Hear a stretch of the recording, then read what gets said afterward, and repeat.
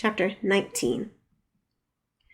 Danielle dragged herself down the hall and to her dorm room. She groaned. Only the first day of training and her muscles ached all over. She still panted from all the jogging and push-ups and chin-ups, and Danielle shook out her arms. Thinking about all the exercises they had done today made her muscles cramp. She wanted to collapse in her bed and sleep. "Hey, Danielle!" Janie clapped her on her back. "I heard you made it onto a team. Congratulations!" Alice appeared on Danielle's other side. "And your captain is Alexander Donson." "Please, not now, guys." Danielle rested her hand on the wall as she went. "It's my first day of training, and I'm exhausted. The guy is a slave driver." "He gets results, though, from what I heard." Alice held her hand behind her back. "He's on the fast track." Janie caught Alice's shoulders.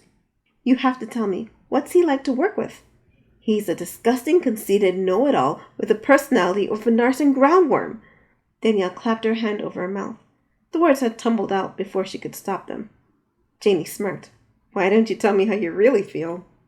"I shouldn't have said that, but it was building up all day. I'll go into more detail later, but for now all I want is to take a shower and retire to bed." Danielle walked into her dorm room and froze mid-step. Alex stood by her bookshelf. He had one of her favorite books in his hands and stood by, flipping through it. "Alex?" Danielle let her gym bag drop to the floor. "Oh, hey, Danielle." Alex glanced at her over his shoulder.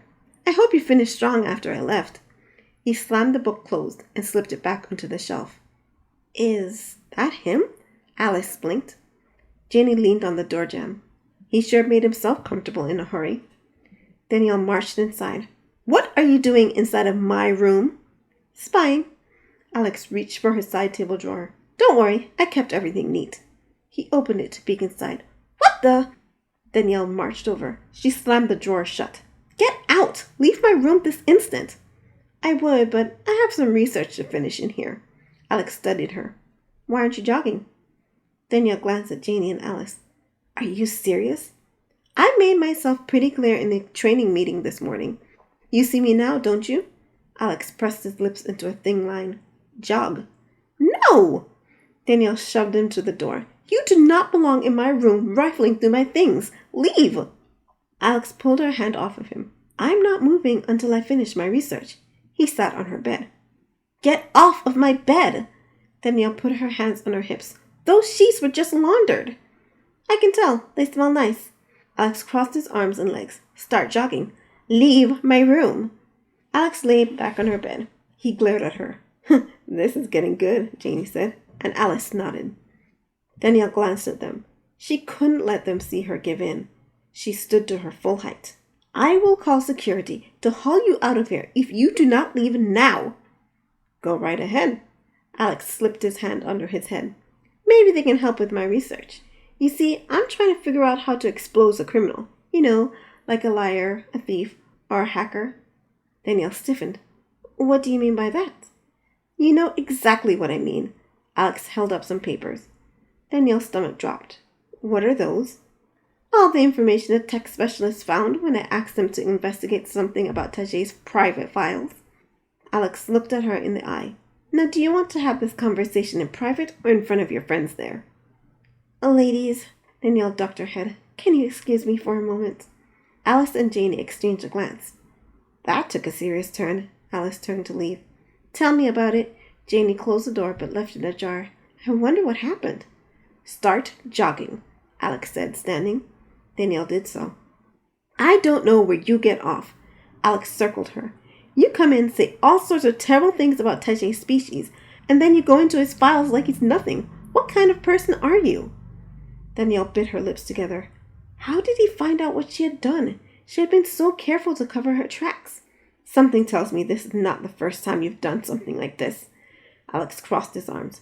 "But it's okay, because if you get in trouble, Daddy will come to bail you out. Am I right?" Danielle lowered her eyes. Nothing could be further from the truth. If her father found out what she had done, she shuddered. She couldn't even imagine the repercussions she'd face.